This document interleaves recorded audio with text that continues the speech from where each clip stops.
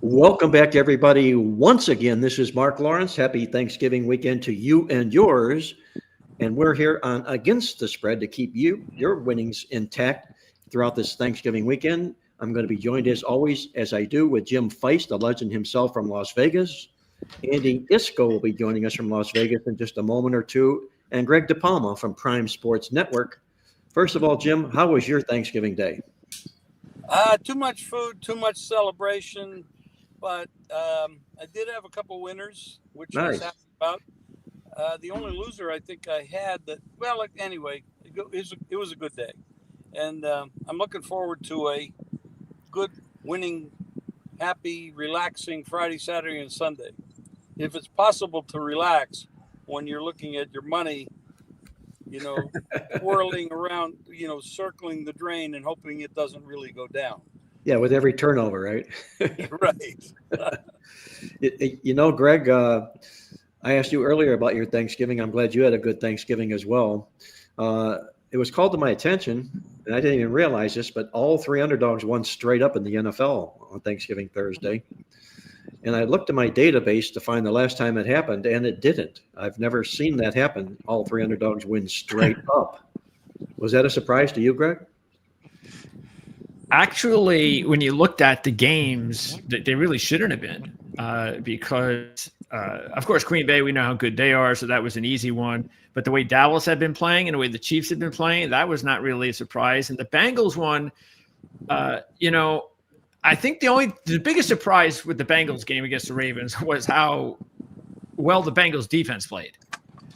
And I think that, look, there is no way the Bengals are that if Joe Flacco was still the quarterback, that they're just not going to be that hyped up. It was a hyped up Bengal team. They were getting their savior back, and they looked at the standings and said, "Hey, if we win every game and go 9-8, we got a shot." And after the way that things have gone for them over the past 6 weeks or so, you can see why they were just fired up to play. If their defense can play like that every game, they do have a shot. Yeah, they do, especially with Joe Burrow being back. They look like they were all charged up. Nice debut by Burrow coming back just like that. Andy Isco, Las Vegas. Are you still nibbling on that turkey, or is that in the past? I've gotten by the apple pie, however. Oh, there we go. Yeah. Nice. Real nice. Well, guys, let's get into Unfortunately, there were more turkeys on the field than were on my plate yesterday, unfortunately. Oh boy. But you asked the question about the surprise. The Bengals defense played well, but I think a lot of it had to do with just how badly the Ravens offense played, and Lamar does not look anything like the Lamar that we saw, in week 1. And I have to believe that there's some injury that's still going on that maybe either hasn't been revealed, which would create a lot of fines, or perhaps maybe not properly diagnosed by the medical staff. Yeah, he doesn't look the same, that's for sure. At some point, we have to wonder about the coaching staff for the Ravens. They've had some awkward... Harbaugh's been around for a long time, 17, 18 years. And he leads the league in lost a double-digit fourth quarter leads. And, they have disappointed so much in the last couple of years in the playoffs and stuff and big games. I'm wondering about this coaching stuff. You can't all put it on the players. If it weren't for Buffalo, we'd be hearing the same thing about Baltimore. We always hear about Buffalo. They can't beat Kansas City. Baltimore's been just as unsuccessful in the playoffs. Well, yeah, exactly. But they never have been as successful as anybody expected because of Josh Allen. They all thought that Josh Allen's being underutilized. I don't know if Lamar is, but Lamar's got there a couple times. He just has underperformed. Again, we have to look at the coaches too. I'm not sure where the blame goes, but it's been a little bit ugly. And remember, for the last couple of years, Lamar Jackson's had Derrick Henry, one of the a Hall of Fame running back, which would take the pressure off of the Ravens, especially with Lamar's running ability to compensate for Derrick Henry not have to carry the full load with the running game. Yeah, but he's a culprit that's contributed to their turnover as well. Well, yeah, the fumbles, yeah. Yeah, exactly. So I guess the only answer to yesterday's game, none of us realized that Burrow plays defense. Defense. Oh, yeah. I mean, he put on a great display, didn't he? Well, he sure motivated the defense. Yes, he sure did. That was nice to see. I'm a big. Do you think that people will now finally get what we say every year about the Super Bowl jinx? Because it's even happening to the Kansas City Chiefs. Yeah. And it looks like officially or unofficially that they may be done. That it's going to take probably them winning out. And that there are some steps, there are challenges along the way. Yeah. So I got to thank Toma for you're welcome to Toma, who's watched the DeMarco show, saw the I like Cincinnati +8, and he got it and he won. Yeah. Real nice. I'll tell you what, and remember, I don't know if you guys talked about it before, if we mentioned in the past. Remember last year, Cincinnati was 4-8, and they won 5 straight games, lost out on tiebreakers. I think it was with Denver, but they were 9-8. So they ended up with a record that some years might qualify for the wild card, some years might not. But they won their last 5 games, and they, I believe it was 5-0. I think Denver, a win over Denver, I think was one of them actually. But so it wouldn't have been a tiebreaker with Denver. It might have been a 3-way tie or something. Well, they got to beat Buffalo and Baltimore again the next 2 weeks, but after that, everything's a win for them. So, we may. And we know their history against Buffalo. Yes, we do. And Josh Allen is not happy about that history. No, he's not. I got to read this question, general question for panel. 10 years ago, there were 8 first-round ballot Hall of Fame quarterbacks. Now hardly any. How does Medicare quarterback play affect your capping? Medicare? Yes, that's hilarious. That's a good one. It doesn't work. It's actually mediocre, but we'll take Medicare as well. Hey guys, Brady, I think, was an exception to that rule. He played well up until the end. Yes, he did.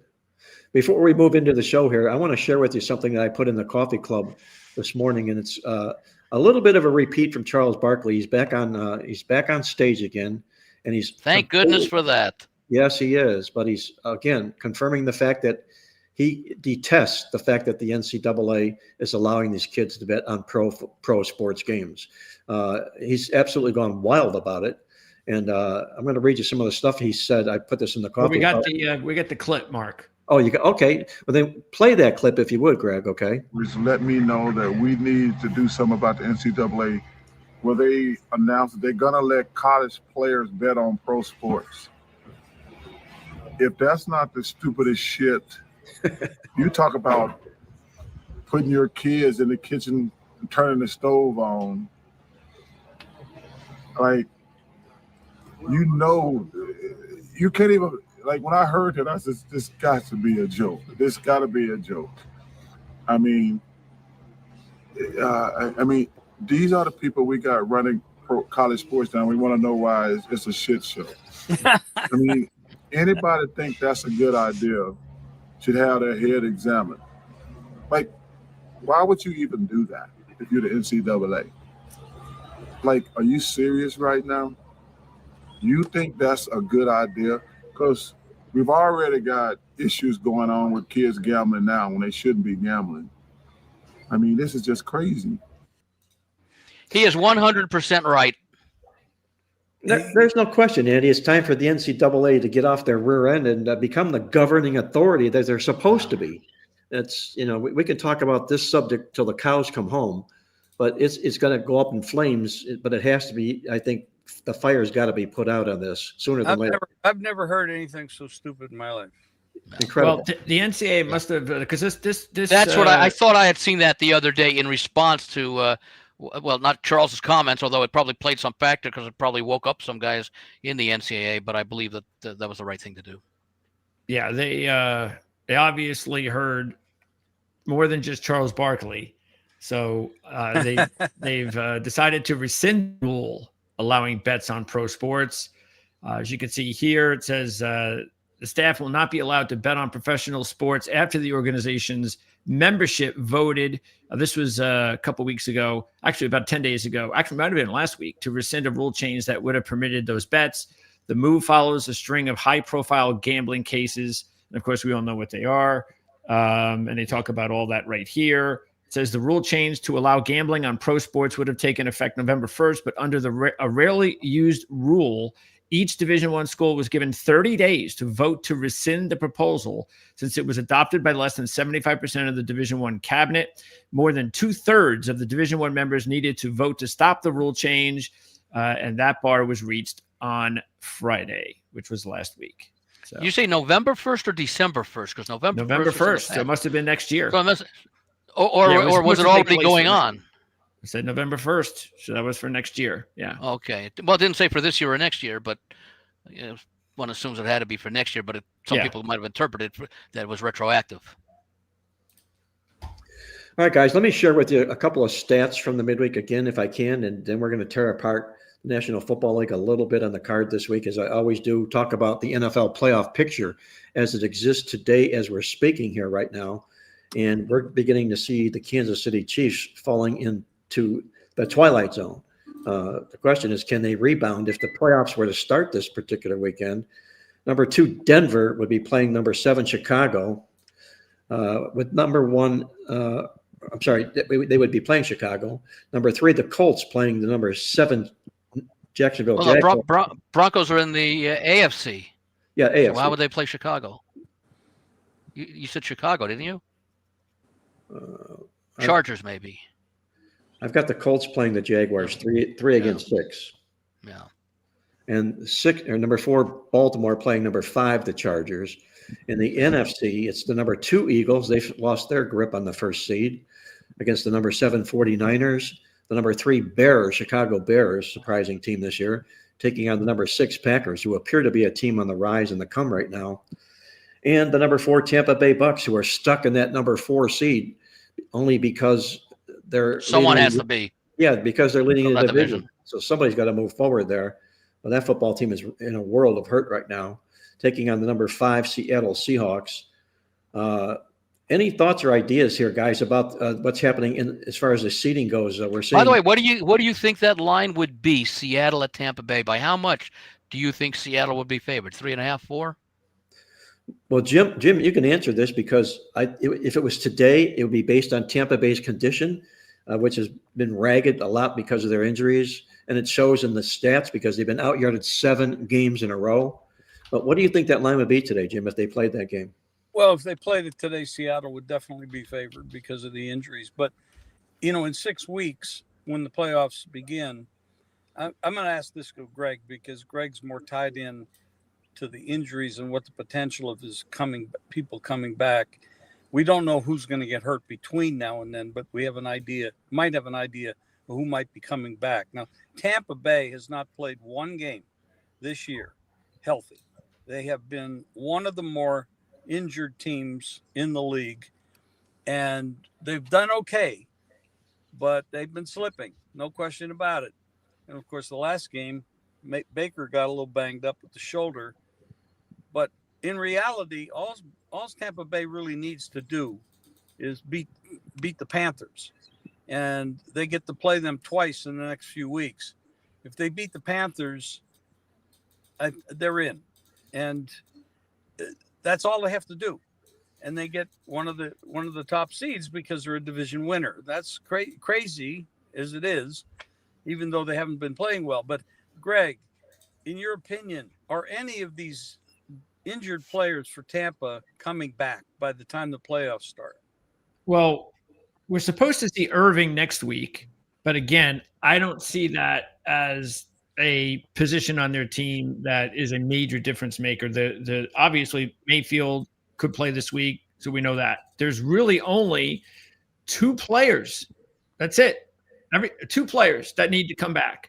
Everybody else won't come back, and that's Ben Bredeson, the guard, and Hassan Reddick, the edge rusher. That is it. So it's Irving, Bredeson, Reddick. Everyone else who's out won't be coming back. They're playing. So they're really starting to get healthier. Bredeson should be back any week now, and Reddick will be back any week now. So the hope is if they don't have any more injuries, they will have in about a week or two, they will have everybody back that needs to be back this season. And this is likely to be the matchup regardless, because the second place team in the NFC West, whether it be the Rams, who are leading right now, or Seattle, who is second, will probably have between 11 and 13 wins, and would be the team that would visit that number 4 team, which will be the winner of the NFC South. And Tampa Bay might be fortunate to get to 10 wins, assuming it's Tampa Bay or Carolina. This would be if they get healthy and they're a home dog to Seattle in the playoffs. With their pedigree, and Baker is a performer, a high-level performer. He's not going to choke. He will not see ghosts on the field, as Darnold has done in the past. I'm going to have to say this would be an awesome home underdog in the playoffs. This would be fantastic play. But might they make this a pick'em for that reason? Well, yeah, I'd have to say if I'm going to play a 4-point underdog, I have to play him and pick him as well. But that, the overall body of work would have to, unless something dramatically changes over the next 6 weeks, Seattle would have to be the favorite. But well, if it were this weekend, Jim, yes, they have to be favored going in this weekend. Absolutely. Right. Keep in mind that Seattle will have won games in a division where the Rams and possibly San Francisco will make the playoffs, as opposed to Tampa Bay will have played in a division, and we don't know what the results will be because they still have to play some division games, where the next best team might be a very mediocre Carolina team that's been outscored by something like 40-something points despite their record. And, of course, Atlanta and New Orleans are nothing. So Seattle will be on the road having faced a better set of competition to get their record, versus not just that Tampa Bay's the number 4 seed, but Tampa Bay will have played in the weakest division, certainly in the NFC. Let me ask Jim, you, Jim. If you had to pick just the quarterback, do you want Darnold or Mayfield? Mayfield. Thank you. Yeah, this is the remember we mentioned this the other day. This is the remaining schedule for Tampa Bay. They're now through with that murderous month of teams they've had to play. Right now, if you take a look at their next 6 opponents, the opponent with the best record is Carolina. Every other team they're playing has a losing record in the last 6 games of the season. And Carolina's, I won't say a bogus team, but like I say, they've been outscored by 40-something points, which is not something you would expect of a team that's playing 500 football. That has to do with their competition. Right. Yeah, so with Tampa getting healthier and with this healthier schedule, they could easily be a 10 or 11 win team when it's all said and done. Well, does it if Baker Mayfield were to play, Jim, would the injury that he has to his non-throwing shoulder, would that weigh into your decision upon backing in this week or not? Conspiracy theorist Jim Feist, here we go. They were getting smashed by the Rams. I'm a smart coach. I'm a smart guy. Baker's been roughed up a lot because of the offensive line. It's been a long season. He gets banged up a little bit. Hey, let's sit him down. We don't need this game, and we're not going to win it anyway. We can't. And we might need the backup futures because of Baker's condition. So give him the playing time. You're right. And let's not get Baker hurt. We don't need this game, and likely is we're not going to win it. So let's put him down. And we might even sit him this week against Arizona because we don't need this game either. All we have to do is win against the Panthers. That's all we have to do. Great point. 2 big games against the Carolina Panthers will go the long, long way toward deciding that winner in that NFC South, unquestionably. And by the way, who's the Panthers playing the next 6 weeks? Murderers Row. Well, Tampa Bay twice. I can pop that up for you. Let's see. Well, Tampa Bay once. Oh, by the way, as I'm putting up the Carolina schedule, Tampa Bay, there is the possibility, something that they didn't think was going to happen. There's a possibility that Kalijah Cansey is going to return. And he's one of their better young defensive linemen. He's an interior defensive lineman who they lost early on in the season. They thought he was gone for the year. Now there's reports that he could very well return by the end of the season, which would be big for them. So here's Carolina's schedule. They got a bye next week, and then they have the 2 against Tampa, 1 against Seattle, and then 1 at New Orleans. And don't they have to play the Rams this week? Yes. Yeah, after this week, that's what will Yeah. be coming forward, right? Tampa Bay has a very, very favorable schedule. They are likely to go, and may even be favored to go 5-1 at worst. And Splitting the games with Carolina. Carolina could go Yeah. 1-4. Yeah. I rest my case. I'm reading between the lines for a future side to win that division on the Tampa Bay Bucks from Mr. Jim Feist. Well, I did that. Greg knows that I did that way back in June. Yes. And by the way, it does look like Bucky Irving will play this week, so that's even better. So Godwin's already back. Mayfield's supposed to play. Irving's supposed to play. So the only guy left now is Bredesen, and then they're going to have as complete as an offensive unit as they've had all season. Well, Jim, let me ask you this. I think all in all, grading the schedules week to week to week, this is one of the poorest in the National Football League that I've come across in a long time. Other than the 4 games this yesterday and today. Well, yeah, because you strip those out of the schedule, and this is what you're left with. Right. Exactly. Yeah.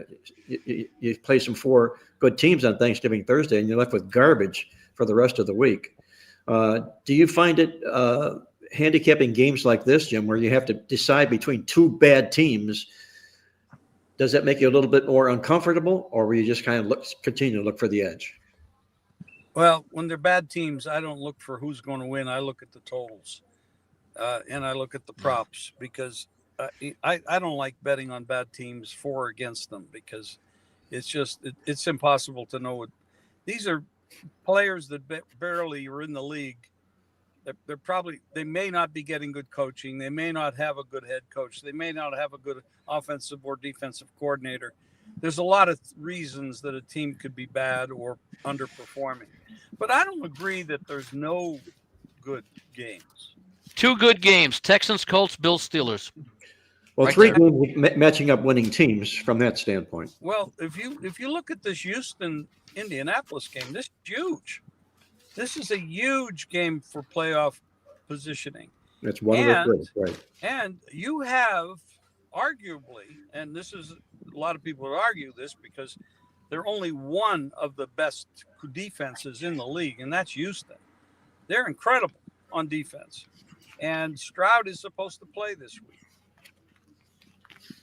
Well, that sounds like a lot of love will be coming to the Houston Texans, although our producer, I happen to know, I have inside information. He likes the Indianapolis Colts. Am I correct? Well, he also likes the Jets. No, I wouldn't say that. No. Actually, I do like the Jets this week. But as far as the Houston Colt game, the thing to keep in mind, though, is that Daniel Jones is banged up now. And that's always been the knock on him. And so this has to be scaring 1 hit, and he's out of the game with a broken fibula. 1 hit, he's out of the game. Colts fans are really, really nervous right now, because that means they're 1 play away from bringing Anthony Richardson back. and isn't he on IR? Richardson still? I don't know about that. I think he's ready to return. So I do know, though, that's another schedule, by the way. That Colts schedule is pretty brutal. So they better have their quarterback ready to go, because that right now, again, this is interesting. 4 of their last 6 games for the Colts are against either Houston or Jacksonville. 4 of their last 6. The 2 teams chasing them, they're going to play them 4 times in the last 6 weeks of the season. Hard to see them going 3-1. And you know what the other 2 games are? Hard to see them going 3-1 in those games. And San Francisco. This is the Colts? Colts. Wow. So just imagine, even if they lost Daniel Jones for like 2 games, that could be a death nail. I don't like giving away stuff. I mean, we shouldn't give away all our stuff, but I mean, our lawyer listeners, I'm going to give you this. I think Houston wins this game straight up. Yep. Agreed. I second that. I know Greg won't, but I do. I make that 3. What is this? And I played it before the news on Daniel Jones. And we don't have to listen to Greg because he's a Jet fan. I'm not picking the Colts. Jet fans. I don't know where Mark's getting this from. By the way, this is the first home game at Lucas Oil since October the 26th, 5 weeks ago. Indianapolis has not been at home And if you look at it too, both teams actually pretty good in division play. Houston 11-2 in the last 13 straight up. And the Colts have covered 7 of the last 8 versus division opponents. But Houston's got the edge because they've beaten the Colts 3 straight times.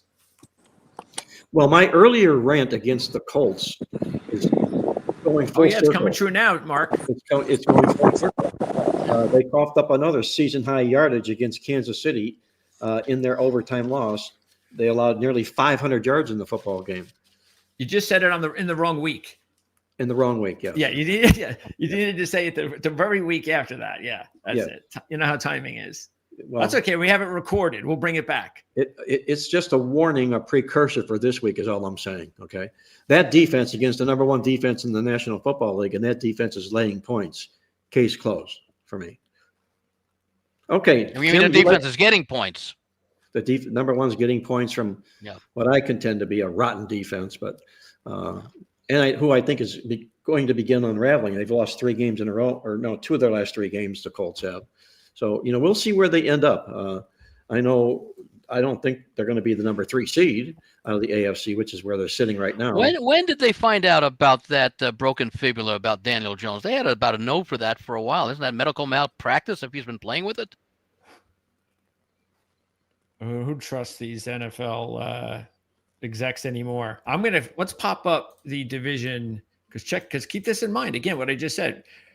Houston, because they're a game behind Jacksonville. Okay. And so it's Indy, Jacksonville, Houston. So look at the odds to win the division. Houston 7-1. Let's keep in mind of course, all they have to do, but if they beat the Colts twice, they're tied and they win the tiebreaker. Yep. So they're 7-1. Now, of course, they'd have to beat the Jacksonville Jags too, but that's okay because they still have the Jags on their schedule. Matter of fact, I think they also have, I think it's a 2-game, if I'm not mistaken. No, it's not 1. They'll be playing each other one more time, Jacksonville and Houston. So, yeah. And Jacksonville did beat Houston, so they do have a little bit of an edge at this point. But if Houston evens up the series, wouldn't this be a pretty good wager, guys? Those are very attractive odds. And looking at what you're showing with the server time, that's like right now those odds are there. I think part of it is if you take a look at the schedule for Houston, in addition to playing the Colts twice, they also have games at Kansas City and at the Chargers. So it is a difficult route for them compared to Indianapolis's schedule. Although Seattle and San Francisco will be difficult. One of those, the San Francisco game is at home. And of course, they just played Indianapolis. So maybe those odds seem very long for a team that is 2-time defending champion, has won a playoff game, AFC South champion, and has won a playoff game in each of those 2 years. And I believe they were both rather comfortable against division winner, against Cleveland, I think, was a wild card a couple of years ago, and then against the Chargers in that blowout game last year. This team will be dogs in all 3 of those games, too, guys. By the way, and remember, it's also D'Amico Ryans has been an outstanding coach. This is just his 3rd year, and he's already won 2 division titles. Yeah, from a coaching standpoint, I like the coach of Houston better. Stroud, I think, is as good or better than the other 2 quarterbacks. And he's probable this week now. I'm not a big fan of Lawrence. He's been around 6 years. He's never really lived up to expectations. And Danny Dimes is having the first good year he's had. So we don't know about that either.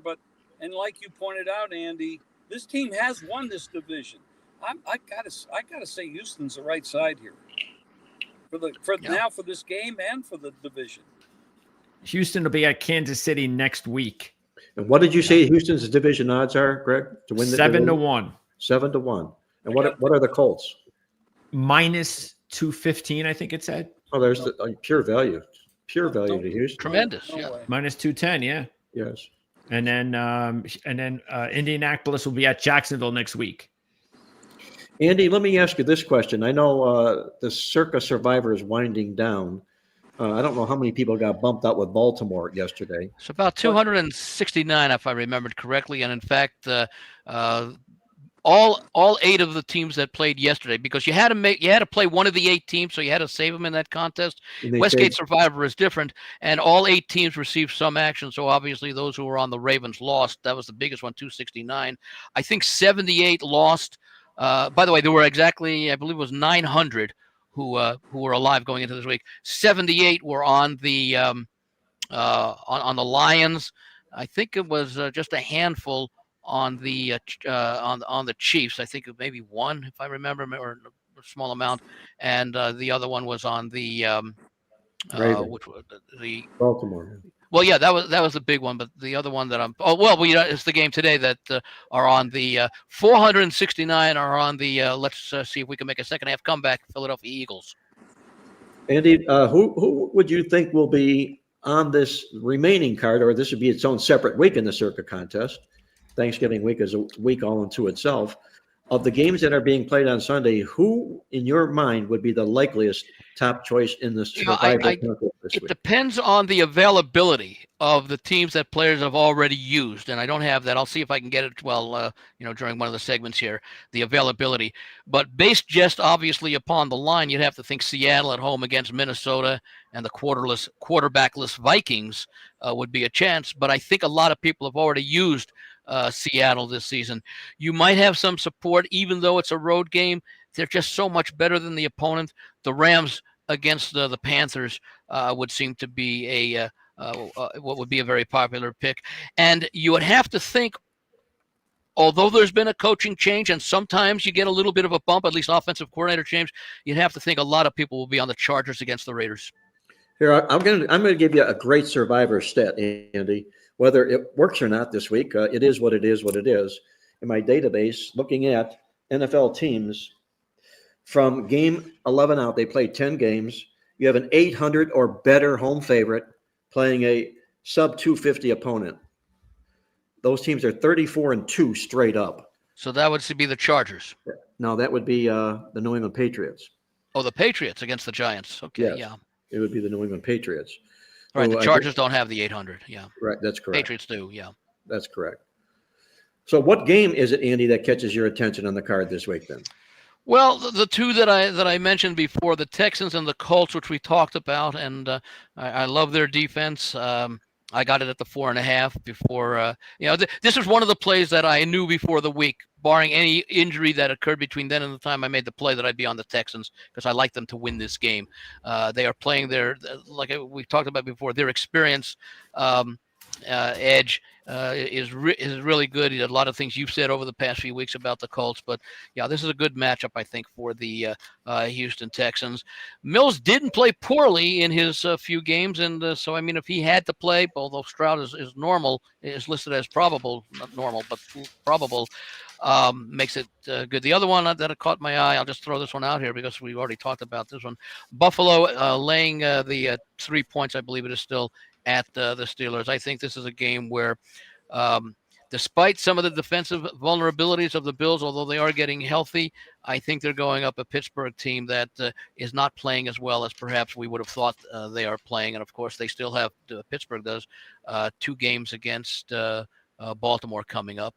And I think right now they are tied, although a Steeler win would give them the outright lead. I think they were tied, and Baltimore was in first place because of the tiebreakers, but now with the loss last night, it does open up for the Steelers. But I just think this is still a very good Buffalo team, and I would take Josh Allen over Aaron Rodgers. Do you think Aaron Rodgers will be a spike for Pittsburgh, this particularly coming back into the lineup? The wrist is still hurting him, but it is his non-throwing hand, so it might not be affected. I'm sure it'll be taped up, or if they want to get a little cute with some of the defensive people, maybe in a cast. Yeah, okay. It might be an issue for holding onto the ball and not dropping it, not fumbling, things like that. Yeah. It's possible. It certainly won't affect his passing, but it could affect that. And Jim, you're talking about injuries to quarterbacks. Baker Mayfield, shoulder injury, left shoulder, non-throwing. How much will that physically affect him in his play? Baker? Yes, Baker. I'm not sure he's going to play, honestly. I don't know. I think they'd be foolish to play him looking at their schedule coming up. If I were the coach, I would not play him because if you look at the metrics, everything about this, they do not need this game. And the Cardinals can put up a lot of points, which means they'll have to put up a lot of points, which means Baker's going to have to do a lot of scrambling, a lot of throwing. I would not play him. That's just me. But Toma asked the question. My wife is from Cleveland, and no, she will not be betting Cleveland. She will not be betting Cleveland. but I bet Cleveland under at 39.5, which you cannot find anymore. Well, they're all defense. We know that, the Browns. And that's for sure. Terrible weather there also. Yeah, horrible weather. That's why I moved from Cleveland to South Florida, because Mark is a very intelligent man. You traded bad weather for bad football team. Well, I think I might have left a bad football team as well. Yeah. That's true. The odds makers actually believe pretty strongly that the Bucks that Mayfield is going to start, because that line moved up a couple of points in the last day or two. Where are you showing? Just still at 3? 4.5. I think 4.5. Yeah. I like Jim's rationale. The Carolina games are much more Greg important. Is right. I don't think they're. Well, actually, is that 4.5 now? Oh. Yes. Yeah. Yeah, and what I heard was, just from what I heard, is that the injury is about pain. And so it's one of those injuries that really just has to do with Baker. You can play, it's the only issue is, can you deal with the pain? Well, I'm showing largely here in Vegas and even at Pinnacle 3.5 as the line. There are a couple of places I'm showing Boyd here in Vegas and DraftKings at 4.5, but here in Vegas it's almost 3.5 across the board. Well, sharper lines in Vegas, but DraftKings, FanDuel, those are square joints. Right. If Buccaneers win and the Rams win, I mean that does help their situation, no question, and you don't have to worry as much about dealing with the Panthers. But this division's almost locked up. Well, what they could do is, based on, again, like you said, Jim, guessing that Carolina is going to lose is not a bad guess considering who they're playing. So I think it would be pretty safe to say, if you're going by that kind of thinking, that you would say to yourself, yeah, because even Baker said it himself. He said it this week. He said that he needs to be smart. He understands the big picture. It's about the playoffs. It's not about this week. So you are getting, from his point of view, what he's saying, it's almost like you're feeling like, well, maybe he's going to be smart about it. Maybe he's going to sit out. But I don't know. But you look at the game, and Brissett's played pretty well. They're putting up a lot of points. If with this line, I would have to think about taking the Cardinals. You have the Buccaneers that are banged up.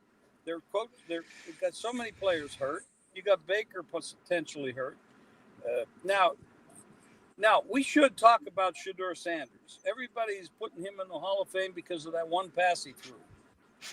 I think we should wait on that a little bit. Who's doing that? Huh?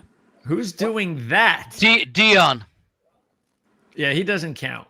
Well, Kendrick Perkins, did you see his comment about Shedeur Sanders? Yeah, I don't think he counts either. I did not. He thinks he's the most valuable black athlete playing the game today. Oh, my Lord. Someone shut him up. Yes. Really? By the way, as far as Baker Mayfield goes, he is being smart, and the Bucks would be smart because keep in mind, they have 2 games, although it's in week 16 and 18, against Carolina. They win those 2 games, they're in.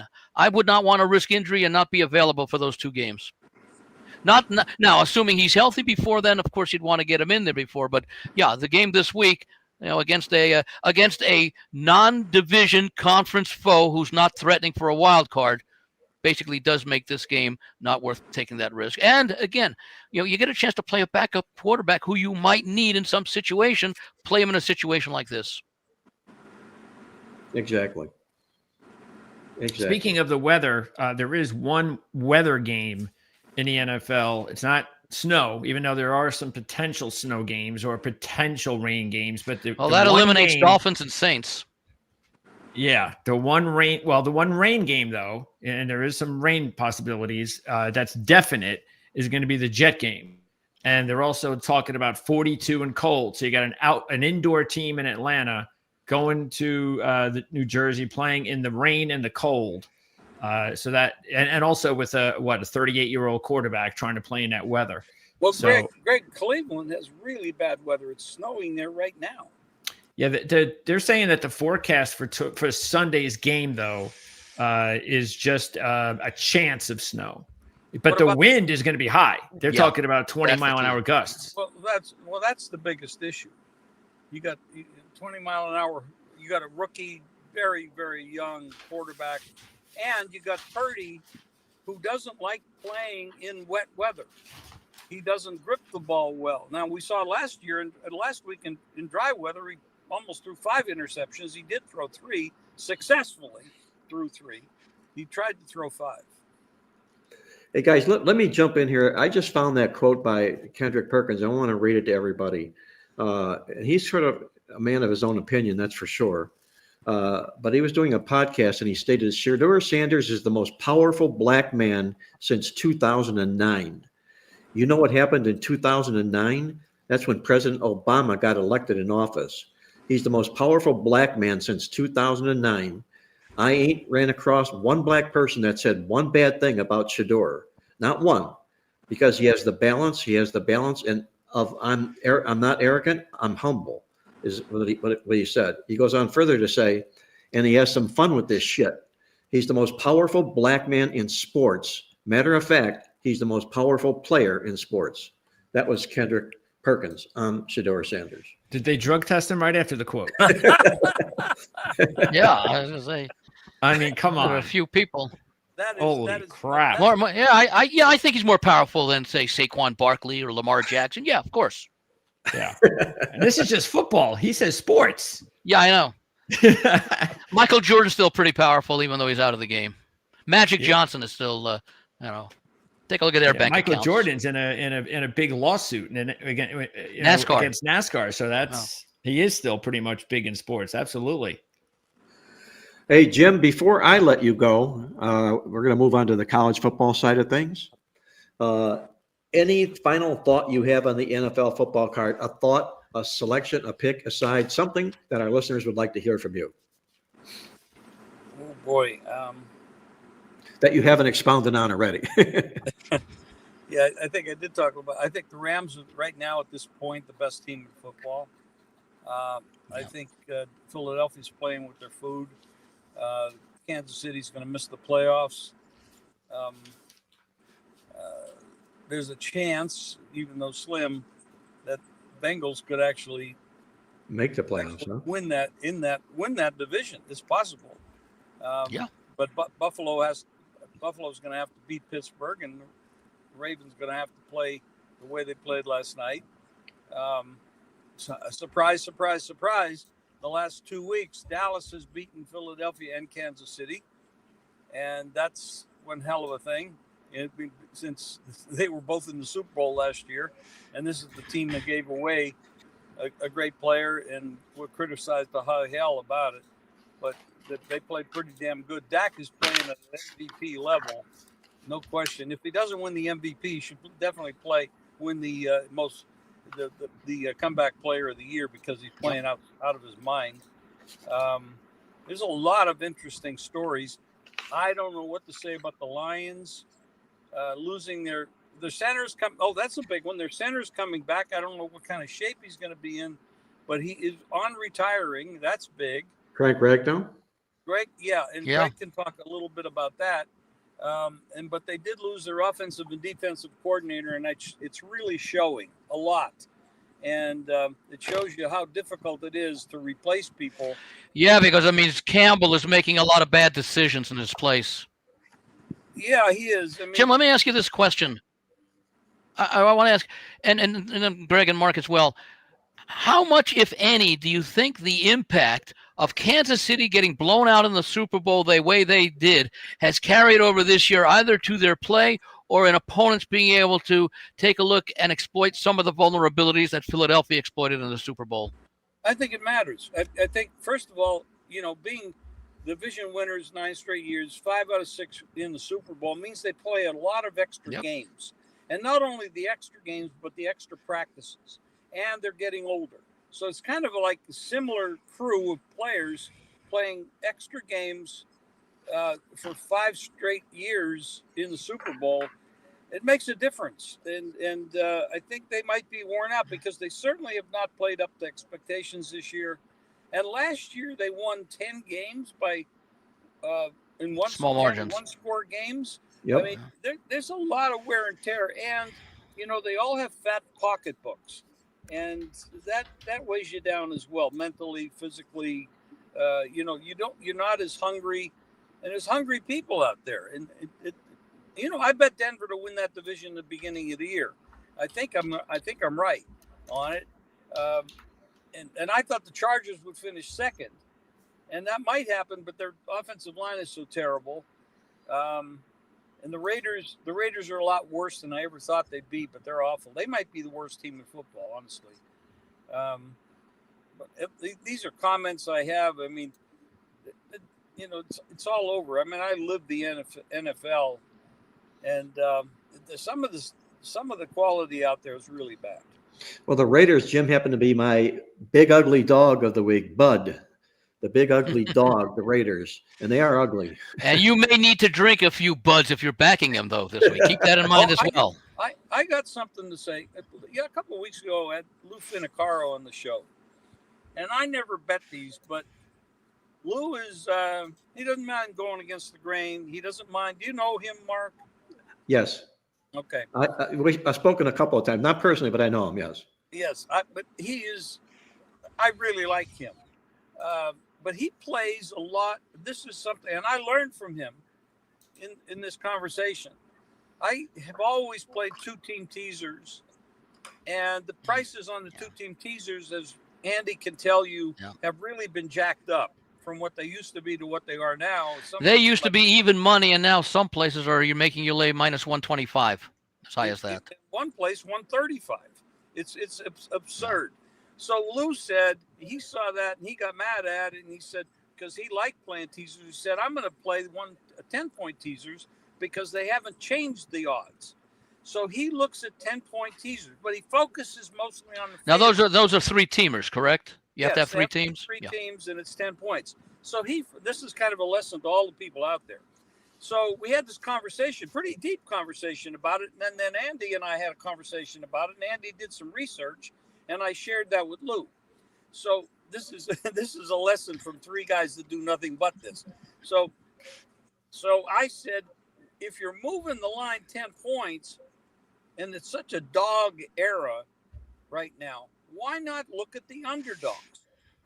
And now I played since that conversation 3 weeks ago. You mean move that underdog 10 points is what you're saying? Yes.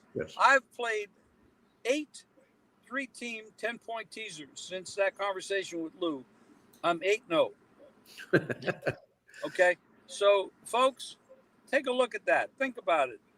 And of course, on ProLine, we have you click the button, click the join. By the way, did you play it yesterday? Because you're definitely 3-0 because they won outright. Oh, absolutely, guy. Yeah. Absolutely, I did. Now, and you can play it with totals also. You don't need to play just the sides. You can do it with totals. So I'm already pretty damn good with totals. So now you put that into the mix. So I don't know where I was going with that, but in any case, that's a great lesson, Jim. A great observation on his part. The fact that 3-team teasers have not been violated, haven't been destroyed for pricing, right. And like you're saying, look at the dog in those plays rather than moving the favorite back down. That's really, really good advice. Well, it's such a dog year, as all you guys know. It's so many of these dogs win straight up anyway. Why bother with the favorites? Just stick with the dogs. Now, that might change at the end of the season because you're dealing with better teams, and the bad teams are going to be leaving the field. They're not going to be in the mix. But it's the last few, the 8-0. I don't mind that record at all. Hey, Jim, here, real quick before you go. Toma, 8883, wanted to know, he asked you mentioned your wife is from Cleveland. Does she bet, and will she be on Cleveland plus 4.5? Years ago, she used to bet football. She also played a lot of poker. She played several times in the World Series of Poker. Mark, you know her. Yes. She doesn't do that. She's pretty busy with her decorating and design business.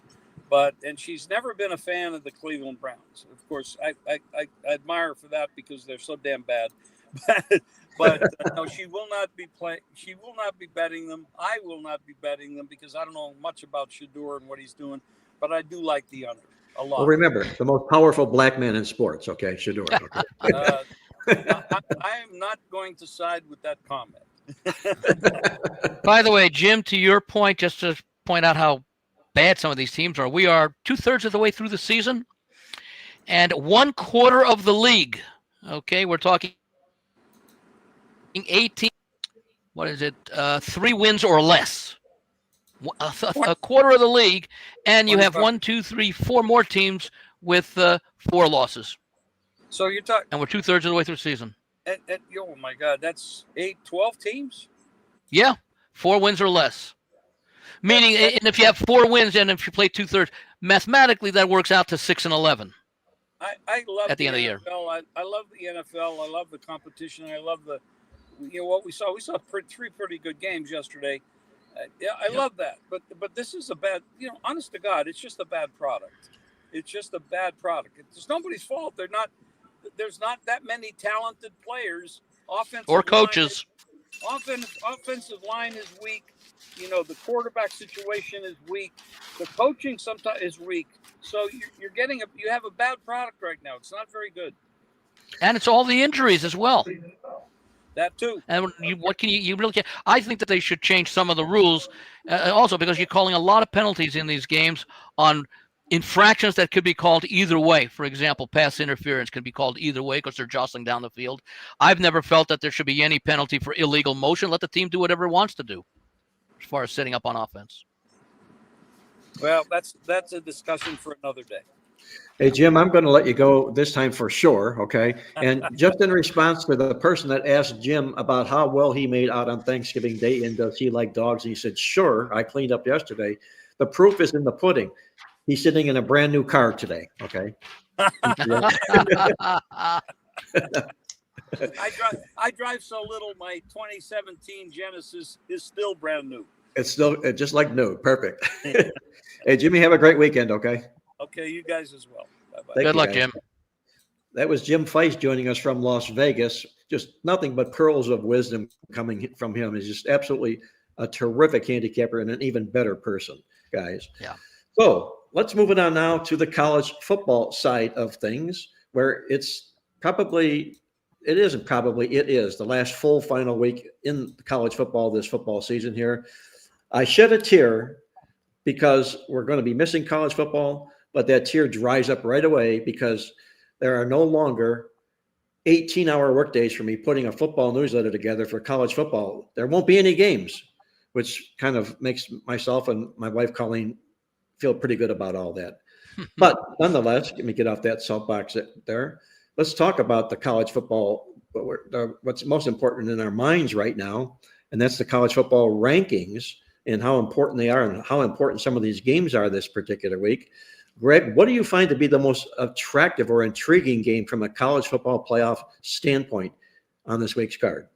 From a playoff standpoint, I would have to say it could be this one. The biggest game of all, Ohio State, Michigan. But if I'm going to be unbiased, I'll say Alabama, Auburn.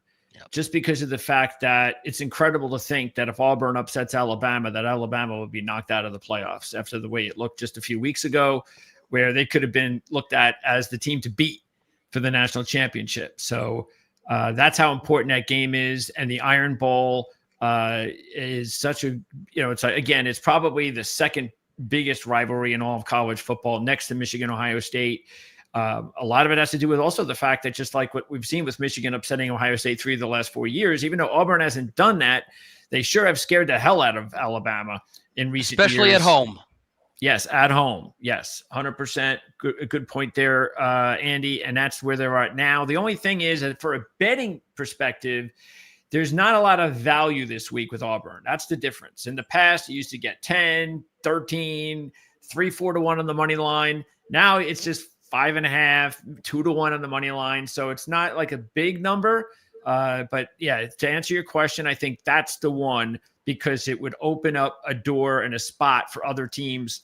Also, you got to keep in mind teams like Miami, Utah, who won today, even Vanderbilt, who has the game against Tennessee. Those are 3 teams that are rooting hard for Auburn, LSU, and I think there's another, Washington over Oregon. Even though there's only 2 losses, that could knock Oregon out. So if they can get some upsets this week, Miami, Vanderbilt, and Utah, and BYU, depending on how things go in the Big 12 championship game, if they get there, that'll make things a lot easier for them to get that path to the playoffs. Let me ask you this, Greg. If Alabama gets that 3rd loss, I'm gonna pose the question 2 ways. Do you think they will miss the playoffs if they have 3 losses? And would that be different if it was still Nick Saban coaching this team with 3 losses? That's a great way you split that up there, Andy, because Nick Saban would have a heavy influence. But go ahead, Greg. I'm sorry. I think what hurts them is the look. If they were to lose to Auburn, and they also have a Florida State loss on their roster, on their ledger, they're out. Those are not good losses. Those are losses to 2 teams who may not be even. We know Auburn's not going to a bowl, and Florida. Well, State if they win this game, I think they do. Aren't they 5-6? Auburn. Yeah. Again. Yeah. Yeah. So I think so. Yeah. They are correct. Yeah. So, but again, the point is that those would be bad losses. So you can't, even with Saban, there's no excuse. Nobody's going to be there. Last year you had a better argument for Alabama than this year. Again, that all depends. Because BYU needs to keep winning. Miami, Utah, has already cemented themselves in a spot.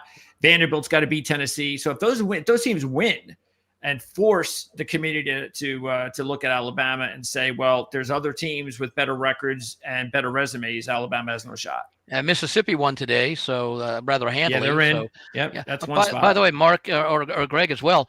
As far as Alabama-Auburn goes, considering Auburn needs a win to become bowl eligible, and I would think a lot of the staff, even the interim coaches, have some bonuses for that. How about the motivation for Auburn money line, as far as Auburn would accomplish 2 things? They'd become bowl eligible and knock Alabama, their biggest rival, out of the college football playoffs. That would make it a successful season in Auburn, Andy, this year, unquestionably. And that's exactly what they're aiming to do in this football game. They've given Alabama fits when they played host in this series, in this Iron Bowl. And it wouldn't surprise me at all to see an upset by Auburn in the contest. Bama could choke up a little bit. The collar could get tight, which leads me to my next question here. It's my contention that there will not be a 3-loss team in the college football playoff. Not one. So if they lost Alabama, they'd be 3 and out. If Oklahoma loses, they'd be 3 losses out. If Miami and Florida, they're basically on the 12th spot there, they'd be out. Do you guys see any 3-loss team making the college football playoff this year? No. Yeah, I can't see it. I don't have the numbers in front of me. I mean, again, you would need these right here. You would need these 2-loss teams to lose. Yeah. You need Miami to lose. You need Vanderbilt to lose. You need Michigan to lose. Otherwise, Texas is a possibility. No, if they knock off A&M and then win well, no, they can't play in the. No, they can't. Can they play? No, they can't. But No, if they knock off A&M, it might be possible. I think BYU would get in. No, I'm sorry, not BYU. They're in the Big 12. But Texas is not going to be in the Southeast Conference Championship game, unfortunately. Right. No, but if they have 3 losses and they would end up knocking off Texas A&M as the only one of 3 unbeaten teams, Ohio State, Indiana being the other. Then they can say they're the most attractive 3-loss team. And they lost a tough game at Ohio State where they outgained them at the beginning of the year. Yes, they 14-7 game. Yeah, it's just going to take a lot of those 2-loss teams to lose. Yeah. It's unlikely scenario. Exactly right. Yeah, exactly. I mean, BYU, if they were to lose a second game, they're not going to get the recognition. So with 3, Texas would jump them. But yeah, Miami would have to lose. Vanderbilt's got to lose. Michigan's got to lose. and then Texas has a chance. The other thing is if Oklahoma loses, because Texas has beaten Oklahoma.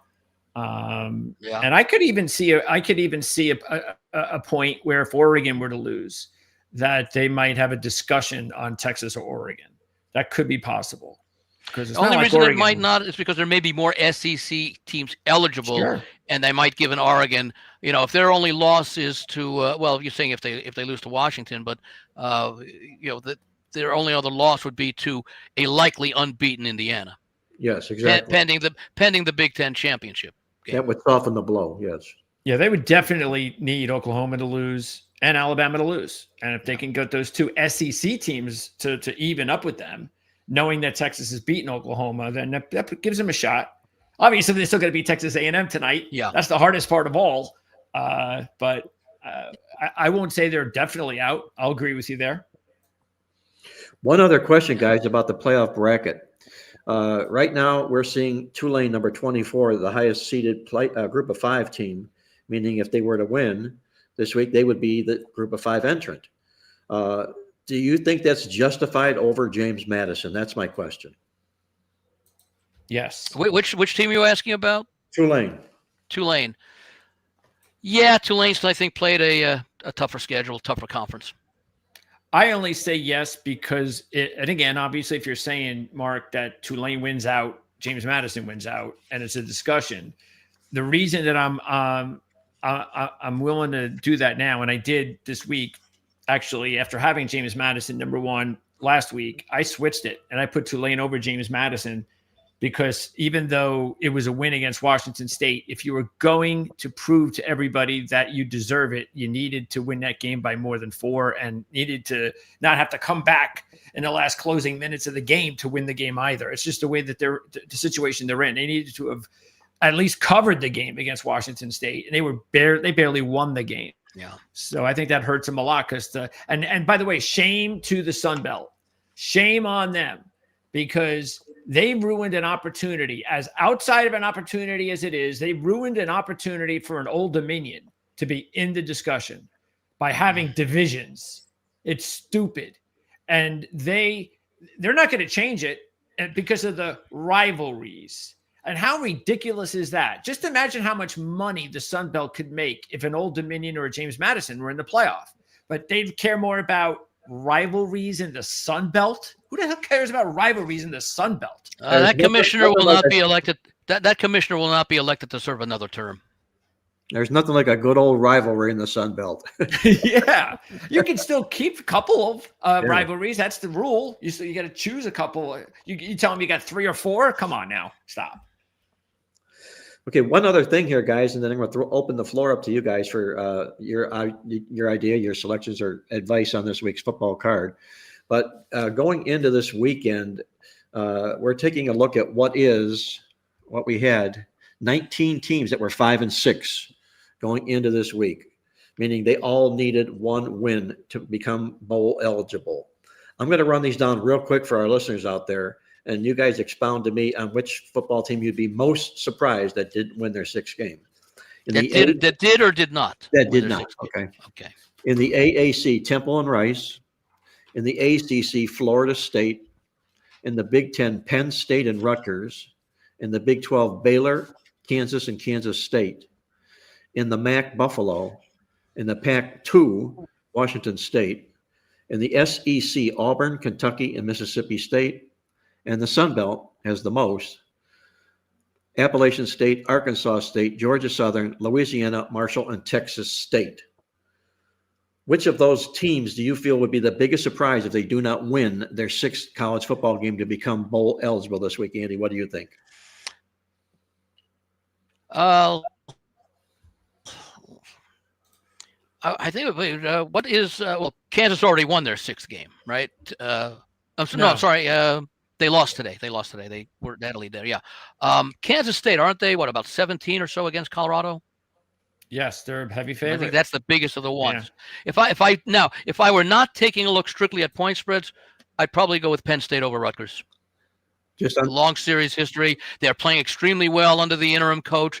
They seem to have gained a little bit of momentum and are playing a little bit more like the team that we thought that when they were ranked, number 1 or number 2 in the country coming out of August. So I would think I would be surprised. Now, again, a lot of it may have to do with the motivation of the team or the players, because I think I mentioned it, and I think I read somewhere earlier that Penn State would turn down a bowl invitation, but I don't think they expected to be winning the way that they are, and give the interim coach a chance to he's already shown that perhaps he deserves the job, although it likely will go to a big name coach from somewhere else, and that will just increase the value of the interim coach to find a head coaching job somewhere. So that would be, and again, there might be some bonuses involved, even though at the start of the season, there would have been an assistant coach's bonus. So I would be surprised if Penn State did not beat Rutgers.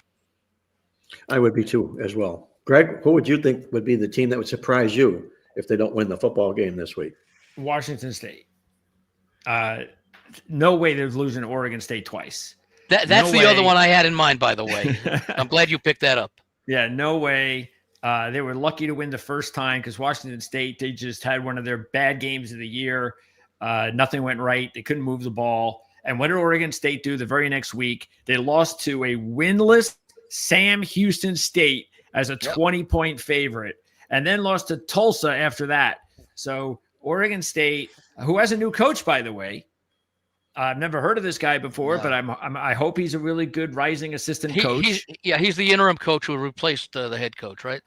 No, it's actually they're going with the Alabama assistant. Yeah, they just coach. Yeah, right. He's going to replace the interim coach who replaced the guy who didn't last the year.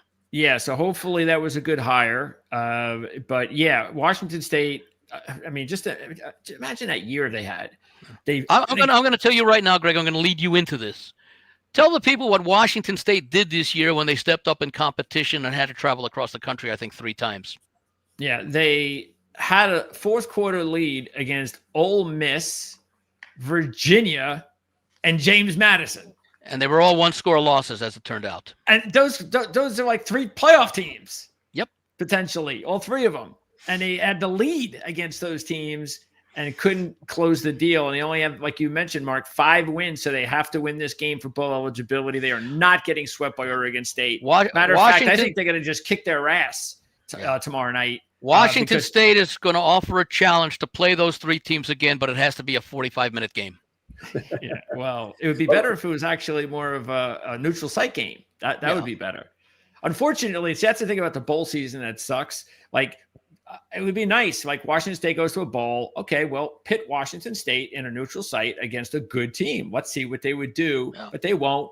They'll probably put Washington State against some team, some crappy Sun Belt team. Yeah, it's just, I hate the matchups in the bowls so much. I just can't stand them. Well, you could say that Washington State's faltering a little bit in that they're 2-4 the last 6 games coming down the stretch. But you guys brought out a great point. Every one of those losses was a 1-score loss. Oh, and by the way, they blew out it was at home, a team that a lot of people were betting on that week, but one of the better teams in the group of 5, Toledo. Yeah, and I was actually surprised they were a dog in that game, but they were. And that was what, 20-3 or something? It wasn't even close. I think it was maybe even greater than that. Maybe 30, 33, 28-7. Yeah. And when they lost to Oregon State, their kicker missed like a 30-yard field goal at the end that would have sent it to overtime. So, well, my answer to my question for you guys would be what you just hit on. Okay, I think Washington State and Penn State would be the 2 choices that I would be most stunned if they didn't win. And the overwhelming case that you guys just made for Washington State clinches it. It has to be Washington State. If they don't win, it would be the biggest surprise in the college football card this weekend. Well, 2 other reasons to support that versus Penn State is A, it's a bigger point spread, and part of that is Washington State's at home. Penn State is on the road, even though they may end up ultimately having more fans at Rutgers than Rutgers might. True. Absolutely. Yeah, it's been a very strange year for Rutgers because for the first time in my entire life following Rutgers football, they actually have a potent offensive team. But they've got 2 NFL receivers. They've got another 1,000-yard running back. They've got experienced offensive line, even after injuries. I mean, they had injuries, or else they would have had even a better offensive line. And on the flip side, it's the worst defense Greg Schiano's ever had at Rutgers. Now, they've been a lot better since he took over the play calling. I think what happened was Joe Harasimiak, who was a really good coordinator for them, took the UMass job. And by the way, went winless. So hopefully they'll kick him out of UMass. He'll come back to Rutgers. I'll be happy. And he decided, I don't know, maybe I think it was because he couldn't find the right coach. So he went and got this coach who had coached under him before, Rob Smith, who was terrible. But because he knew him and it was easier to bring him in, he did. And he was so bad. And then he just took over the play calling duties about 4 games ago. So the defense has played better. Matter of fact, I mean, all you do is look at the game last week. I know there was no 2 starting wide receivers for Ohio State, but it's 10-7 game in the third quarter. So that's because Schiano took over the play calling. And what's interesting is that both teams are playing to become bowl eligible. Yeah. So it's a regional rivalry and a postseason berth rivalry. Okay, guys, let me share with you guys and the listeners out there something I did on the midweek alert again this week on the back page. And I went back and looked at what the lines were before the season began and what they are this final week of the season on these 10 most popular games this week. And you'll see some variances in here. And I want to ask you, of these 10 games, when I read what they were and what they are, which one stands out to you the most? Early line, Alabama-Auburn. Alabama 6.5. Line today, 6.5. Florida State. Florida was a 3-point favorite. Now they're a 1.5-point favorite.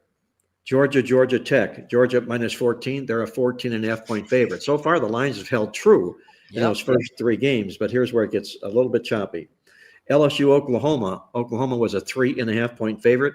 They're laying 10 in this football game this week. Ole Miss, Mississippi State. Ole Miss was a 10-point favorite. And I believe they went off at 7. Is that the line that went off at 7.5? Okay. Ohio State, Michigan, the Buckeyes 4.5. It's now 10.5. Oregon, Washington. Oregon was a 10-point favorite. They're 6.5 in this football game. Tennessee, Vanderbilt. Tennessee -7. Right now they're 3 against Vanderbilt. Texas A&M and Texas. Texas was the 2.5-point favorite. Now they're the 2.5-point underdog. And finally, USC and UCLA. USC was 20.5. Now they're 21.5. So which of these games that I just mentioned, you guys, of the 10 surprises you the most at what line we're seeing now as opposed to what we saw early in the season, and is it justified?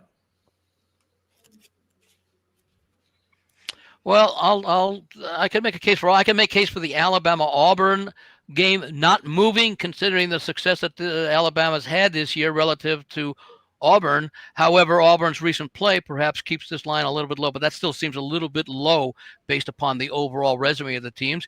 And maybe the other one is similarly UCLA and SC. Now, that was a very, very high line to begin with, and I'm surprised that it hasn't moved up a little bit, or, maybe I'm more surprised at what the line was back in August, because when you take a look at the play, SC's pretty much done what was expected of them this year. Mostly, a lot of good things. Notwithstanding the blowout loss at Notre Dame.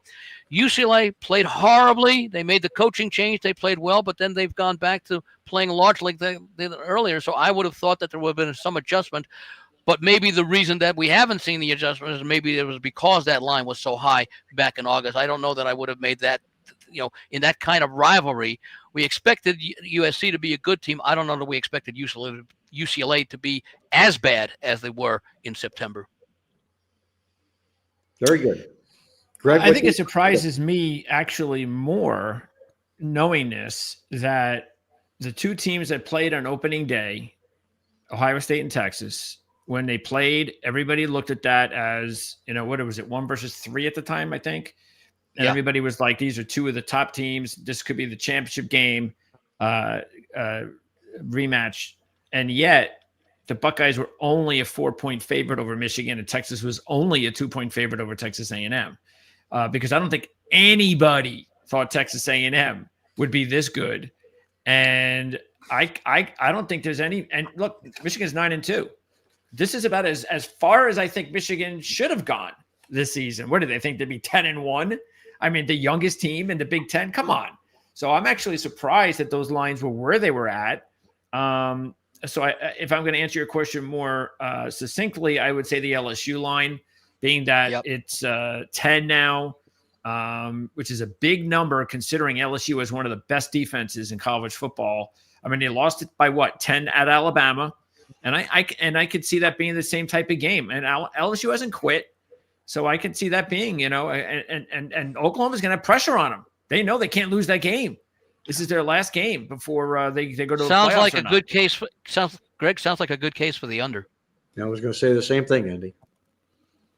I was going to say the same really thing. Good defenses. Yep. Yes. What's the total on that? Let me call it up on the screen right here. And let me see what the number, I think that's, let's see there. 36 and a half. 30, is that what it is? Yeah. Yeah, we're not stealing anything there. No. Oh, how about the game earlier today, with Iowa and Nebraska, where Iowa exceeded the total by themselves? Which it's rare for a team to exceed an over-under by itself, and it's even incredibly rarer for that team to be a team named Iowa. I mean, unless the total was 14.5 for the game. Yes. It was about 38.5. I'll tell you, there's, speaking of Nebraska, there's that's probably the one team that, as far as Matt Rule is concerned, pressure. I've lost more respect for Matt Rule this season than I ever have. Okay, so you lost your quarterback, so everybody loses their quarterback. This is how you respond? I mean, not good. Not good. If I'm a Nebraska fan, is he under any pressure there, or would it take those alumni buyouts? Nah, it was a big part of securing the Raiola commitment, and I think they just secured his brother's commitment. So yeah, he's fine, at least another year, but that's got to wake everybody up, no question about it. By the way, explain to Nebraska fans that commitment, that the brother is not Matt Rule's brother, it's Raiola's brother. Yeah, exactly. Yes, thanks. Well, guys, I'm going to take a team here that might not jump off the page, but I'm enamored with them, at least statistically, especially when I get down deep into the midweek alert. And I'm going to take a look at Florida State against Florida, and why Florida opened up 3, and for the season they had, not that Florida State's had a great season, but for the season Florida had, why is this line only moved 1.5 points? Florida cannot beat themselves right now. Take a look at the comparative numbers. Florida is the team that's keeping Texas out of the playoffs. Yes, the team that beat them. Yes. At Texas. Yeah, true. Look at their numbers this year. In the stats, win the yardage, Florida 3-8. Florida State 10-1. Total offensive yards per game. Florida 333 a game. Florida State 479 a game. By the way, Florida beat them in Florida, not at Texas. I was wrong on that one. And defensive yards a game. Florida 374. Florida State 320. I think this is the line that jumps off to me because, number one, I'm not looking for something that's queer or odd or something that looks disproportionate. I'm looking at something that, why did it move only this little bit for as poorly as Florida has played this football season here? I would make Florida State my play on this, what we saw from the opening line, preseason line in the season until we see right now. That would be kind of my take on. What was that line before the season? 3 or 3.5, I think you said? It was Florida -3. Yeah. And what's it today? Florida -1.5. Yeah. I think we talked about this last week with the North Carolina State game, and it continued. Florida State has not won a road game since 2023. So they, for whatever reason, they get on the road and they can't win games. They couldn't even beat Stanford on the road. So throw in the fact that even though Florida has not been a good home favorite, which I think, what's the line now, Mark? 1.5. Okay. Yeah, 1.5. They have won 6 of those games. Plus SEC is in the Florida's in the SEC, and they had a very, very tough schedule this year. We said that in the beginning of the year, looking at their schedule, we were like, how is Florida going to get to a bowl with that schedule? So I would think those are some of the reasons why, and they're at home. So I think that's some of the reasons. I think Florida- also Florida State needs this win to become bowl eligible, don't they? Yes, And Florida they do. can't. Yes, exactly. What I was going to ask you, Mark or Greg, both teams, I think, were expected to have better seasons than they have. Which team do you think has underachieved more, Florida or Florida State? Underachieved more? Yeah. I guess Florida, based on probably. the numbers that Mark pointed out with those huge statistical edges that Florida State has, you'd have to I say would Florida. say Florida But then because again, the competition you have to consider. well, Florida Conference. won 8 games last year, so what they're doing Yeah. this year has been atrocious. Florida State won 2 games last year, and they've already won 5 this year. So, Yeah. using that as the scale, they've more than improved, at least from a win-loss standpoint. But so I would say my answer would be Florida. It would be the most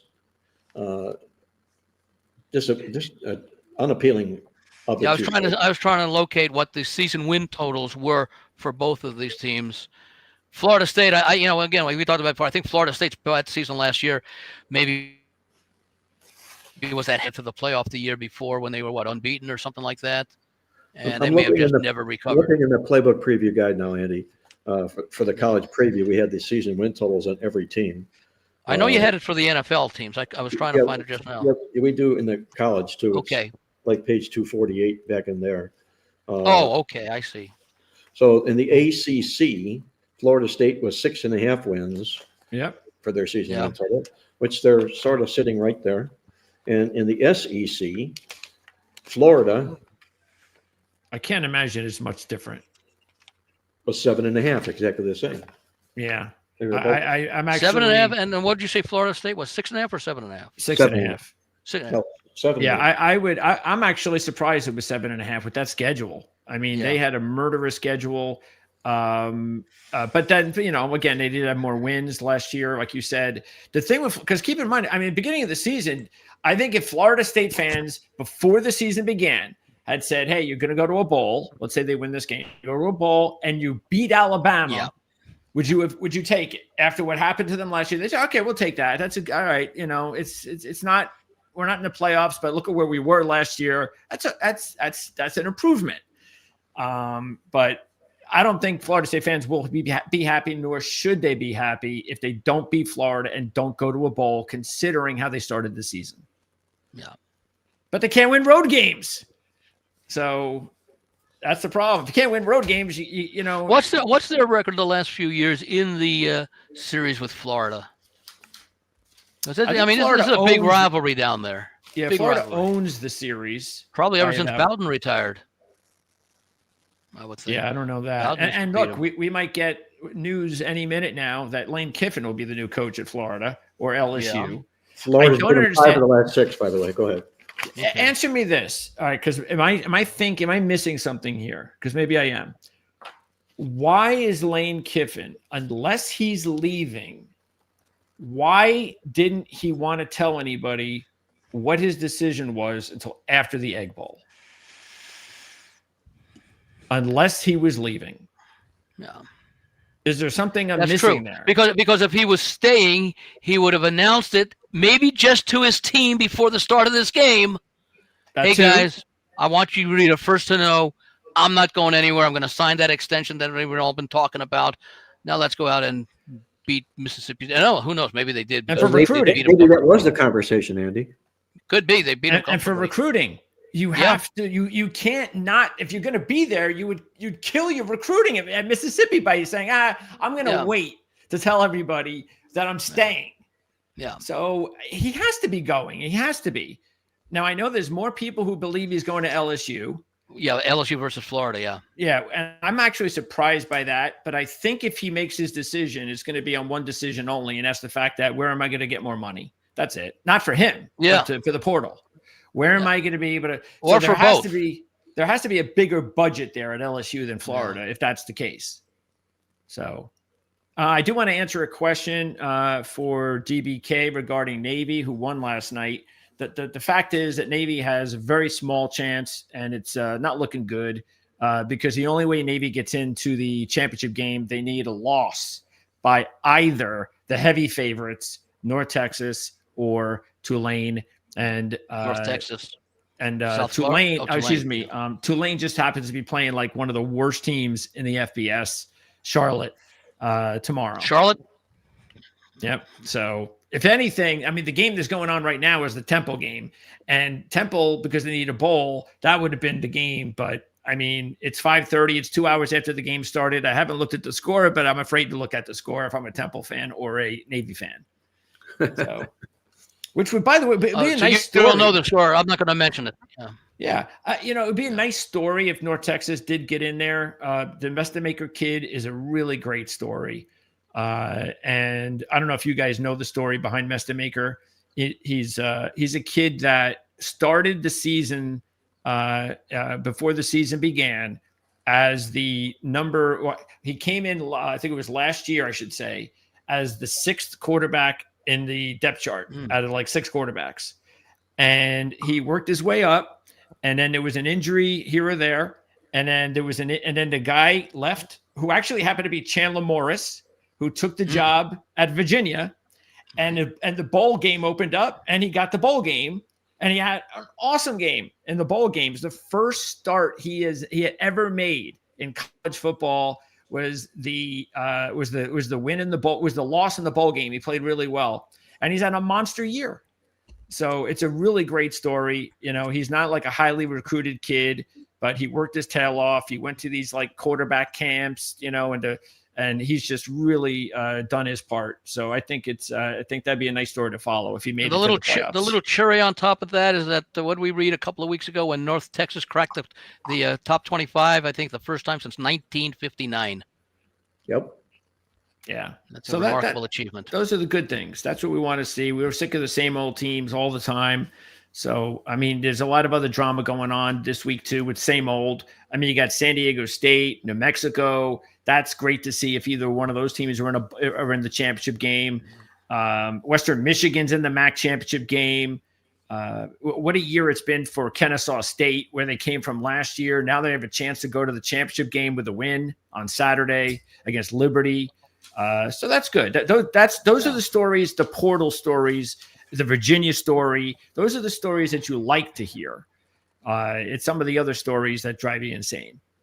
So, well, guys, this has been a blast. Really, really a good show, especially Thanksgiving weekend when there's a lot of real good football. I want to remind our listeners out there that the ProLine TV channel, if you like what you're seeing, click on the join button. You'll find Jim Feist, myself, and along with Andy and Greg on our bundle perks. Click down below on the screen. For a team of experts, visit our community page, sign up yourself, and you'll get picks and selections from all of us at prices that are unbelievably wholesale. Okay, that's all I'll say, wholesale. Let's put it this way, Mark. They'll have to do a double take because they won't believe what they see the first time they look. That's exactly right. Okay, guys, I'm going to roll out of here. Thank you, Greg. Thank you, Andy. You guys have a great rest of your Thanksgiving weekend. And for Jim Feist, also from the Against the Spread podcast, this is Mark Lawrence, reminding you to always remember to bet with your head, not over it, and good luck as always.